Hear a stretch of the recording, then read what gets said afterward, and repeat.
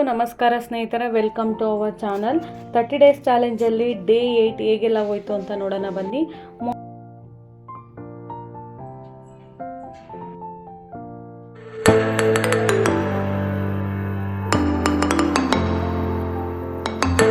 Morning ಎದ್ದ ತಕ್ಷಣ ನಾನು ವೆಯ್ಟ್ ಚೆಕ್ ಮಾಡಿಕೊಂಡೆ. ನನ್ನ ವೆಯ್ಟ್ ಬಂದುಬಿಟ್ಟು 75.900 ಗ್ರಾಮ್ ಇದೆ. ಸೊ ಫ್ರೆಂಡ್ಸ್, ನಾನು 900 ಗ್ರಾಮ್ ಕಮ್ಮಿ ಆಗಿದ್ದೀನಿ ನಿನ್ನೆಗಿಂತ. ಸೊ ಫ್ರೆಂಡ್, ನಾನು ಇವತ್ತಿನ ಲಾಗಲ್ಲಿ ನಾನು ಇಂಟರ್ಮಿಟೆಂಟ್ ಫಾಸ್ಟಿಂಗ್ ಅಂದರೆ ಏನು, ನಾನು ಮಾಡ್ತಾ ಇರೋದು ಅದೇ. ಸೊ ಅದ್ರ ಬಗ್ಗೆ ಎಕ್ಸ್ಪ್ಲೈನ್ ಮಾಡ್ತೀನಿ. ನಾನು ಮಾಡ್ತಾ ಇರೋದು ಡಯಟ್ ಬಂದುಬಿಟ್ಟು ಇಂಟರ್ಮಿಟೆಂಟ್ ಫಾಸ್ಟಿಂಗ್ ಡಯಟ್. ಇದ್ರ ಬಗ್ಗೆ ಡೀಟೇಲಾಗಿ ಹೇಳೋಣ ಅಂತ. ಸೊ ದಯವಿಟ್ಟು ವಿಡಿಯೋನ ಎಲ್ಲೂ ಸ್ಕಿಪ್ ಮಾಡಬೇಡಿ. ಇಂಟರ್ಮಿಟೆಂಟ್ ಫಾಸ್ಟಿಂಗ್ ಯಾವ ಥರ ಮಾಡಬೇಕು ಅಂತ ಹೇಳ್ತಾ ಹೋಗ್ತೀನಿ. ನೀವು ಡೈಲಿ ಲಾಗ್ನ ನೋಡ್ತಾ ಇದನ್ನು ಕೇಳ್ತಾ ಹೋಗಿ. ಸೊ ಫ್ರೆಂಡ್ಸ್, ಮಾರ್ನಿಂಗ್ ಎದ್ದ ತಕ್ಷಣವೇ ಬಿಸಿನೀರು ಕುಡಿದು ಬಿಸಿನೀರಿನ ಜೊತೆ ನನ್ನ ಡಯಟ್ ಅನ್ನೋದು ಸ್ಟಾರ್ಟ್ ಆಗುತ್ತೆ. ಇಂಟರ್ಮಿಟೆಂಟ್ ಫಾಸ್ಟಿಂಗ್ ಅಂದರೆ ಏನು ಅಂದರೆ, ದಿನದ 24 ಗಂಟೆಯಲ್ಲಿ 8 ಅವರ್ ನಾವು ಈಟಿಂಗ್ ವಿಂಡೋ ಇಟ್ಕೊಳ್ಳೋದು, ಅಂದರೆ ಊಟ ಮಾಡೋದು, ಏನಾದರೂ ತಿನ್ನೋದು, ಆ ಥರ ಮಾಡೋದು. ಇನ್ನು 16 ಅವರ್ಸು ನಾವು ಫಾಸ್ಟಿಂಗ್ ಮಾಡೋದು, ಅಂದರೆ ಉಪವಾಸ ಮಾಡೋದು. ಸೊ ದಿನದ 24 ಗಂಟೆಗಳಲ್ಲಿ ನಮ್ಮಿಂದ ಆದರೆ 16 ಗಂಟೆ ಉಪವಾಸ ಮಾಡ್ಬೋದು, ಇಲ್ಲ ಅಂದರೆ 14 ಗಂಟೆ ಉಪವಾಸ ಮಾಡ್ಬೋದು, ಇಲ್ಲ ಅಂದರೆ ನಮ್ಮ ಕೈಲಿ ಆಗಲ್ಲಪ್ಪ ಅಂದರೆ 12 ಗಂಟೆ ಉಪವಾಸ ಮಾಡ್ಬೋದು. ಸೊ ಸ್ಟಾರ್ಟಿಂಗೇ ನಾವು ಅಷ್ಟೊಂದು ಉಪವಾಸ ಇದ್ದರೆ ನಮಗೆ ಗ್ಯಾಸ್ಟ್ರಿಕ್ ಆಗಲ್ವಾ, ಹೊಟ್ಟೆ ಹಸಿವು ಆಗಲ್ವಾ, ಇಲ್ಲ ಅಂತಂದರೆ ಏನು ತಿನ್ನಲೇಬಾರ್ದಂತ ನೀವು ಕೇಳ್ಬೋದು. ಅದಕ್ಕೆ ನಾನೇನು ಹೇಳ್ತೀನಪ್ಪ ಅಂದರೆ, ಸ್ಟಾರ್ಟಿಂಗ್ 3-4 ಡೇಸು 5 ದಿನ ಇಟ್ಕೊಳ್ಳಿ ಸ್ನೇಹಿತರೆ. ಸ್ಟಾರ್ಟಿಂಗ್ 5 ದಿನದಲ್ಲಿ ನೀವು 12 ಅವರ್ಸ್ ಉಪವಾಸ ಮಾಡ್ಬೋದು. ಇವತ್ತು ನೈಟ್ 7 ಗಂಟೆಗೆ ನೀವು ಊಟ ಮಾಡಿದ್ದೀರ ಅಂದರೆ ನಾಳೆ ಬೆಳಗ್ಗೆ 7 ಗಂಟೆವರೆಗೂ ಏನು ತಿನ್ನಬಾರ್ದು ಸ್ನೇಹಿತರೆ. ಅಗದ್ದು ತಿನ್ನೋ ಅಂಥದ್ದು ಅಷ್ಟೇ, ನೀರು ಬಿಟ್ಟು ಬೇರೆ ಏನು ತಿನ್ನಬಾರ್ದು. ಇಂಟರ್ಮಿಟೆಂಟ್ ಫಾಸ್ಟಿಂಗ್ ಅಂತ ಅಂದರೆ, ಇವತ್ತು ನಾವು ಡಿನ್ನರ್ ಯಾವ ಟೈಮ್ಗೆ ಕ್ಲೋಸ್ ಮಾಡ್ತೀವಿ, ನಾಳೆ ಅದೇ ಟೈಮ್ವರೆಗೂ ಉಪವಾಸ ಇದ್ದರೆ ಅದು 12 ಗಂಟೆಗಳ ಉಪವಾಸ ಇದ್ದಂಗೆ.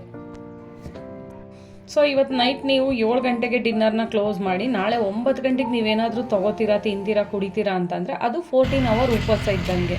ಇನ್ನೊಂದು ಎಕ್ಸಾಂಪಲ್ ಬಂದು, ಇವತ್ತು ನಾವು 7 ಗಂಟೆಗೆ ಊಟನ ಕ್ಲೋಸ್ ಮಾಡಿ ಡಿನ್ನರ್ ಟೈಮ್ ನಾಳೆ 11 ಗಂಟೆಗೆ ನೀರನ್ನು ಬಿಟ್ಟು ಏನಾದರೂ ಸೇವಿಸಿದ್ದೀರಾ ಅಂದರೆ ಅದು 16 ಗಂಟೆಗಳ ಉಪವಾಸ ಆಗುತ್ತೆ.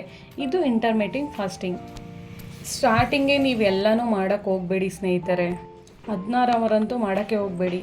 12 ಅವರ್ಸ್, 14 ಅವರ್ಸ್, 15 ಅವರ್ಸ್, ಆಮೇಲೆ ಜಾಸ್ತಿ ಮಾಡ್ಕೋತಾ ಹೋಗಿ.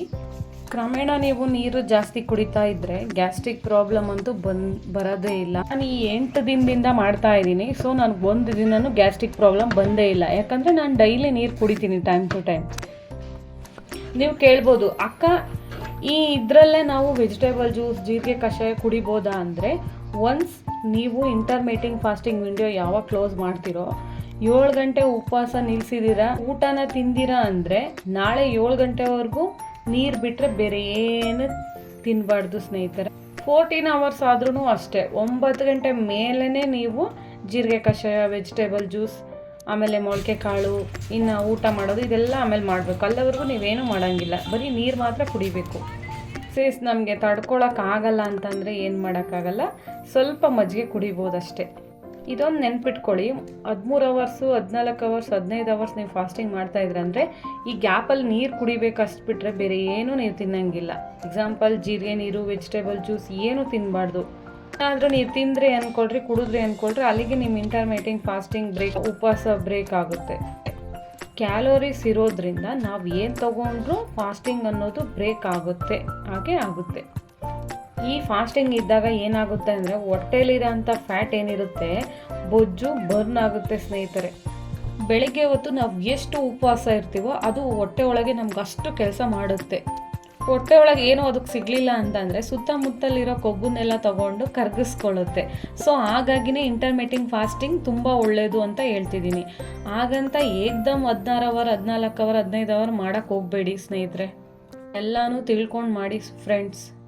ಸ್ಟಾರ್ಟಿಂಗ್ 5 ಡೇಸ್ ನೀವು 12 ಅವರು ಅಥವಾ 14 ಅವರು ಅಥವಾ 15 hour intermittent fasting ಮಾಡ್ಕೊಂಬನ್ನಿ.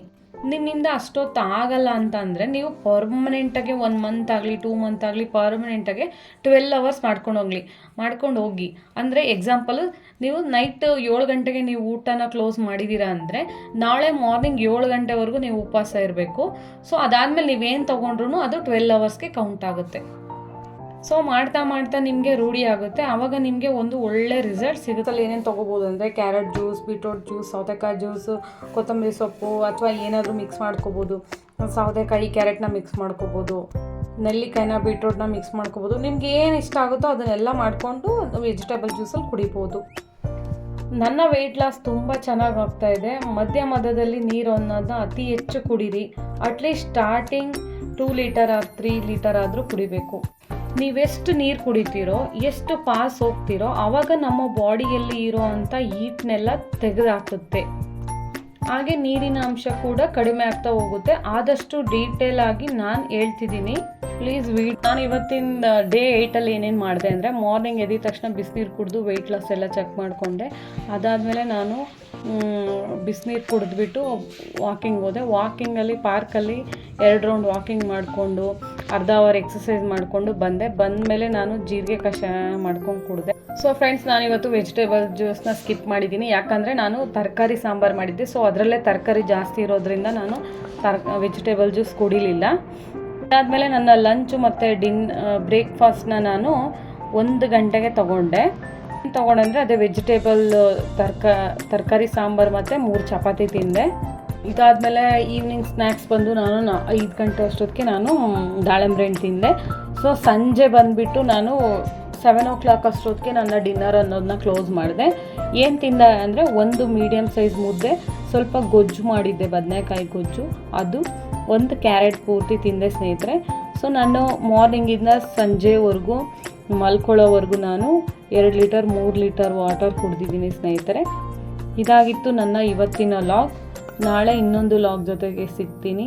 Thank you all.